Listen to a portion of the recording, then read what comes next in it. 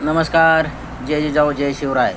आत्ताचं ताजं अपडेट. जालना जिल्ह्यात सर्व तालुक्यात तसेच अंबड तालुक्यात व घनसावंगी शहरात मोठ्या प्रमाणात पाऊस पडलेला असून जालना शहरात प्रचंड आभाळ आलेले असून जालना शहरामध्ये पाऊस पडण्याची दाट शक्यता आहे. आजूबाजूच्या परिसरात मोठ्या प्रमाणात पाऊस झालेला आहे. तरी हा पाऊस अतिशय मुसळधार असून काही ठिकाणी ट्रॅक्टर पलटी तर काही ठिकाणी नदी नाले वाहून काही ठिकाणचे पूल वाहून जात असून यामुळे आपण सतर्कतेने वाहतूक किंवा यातायात करावे. शक्य असेल तर इमर्जन्सी असेल तरच घराच्या बाहेर पडावे.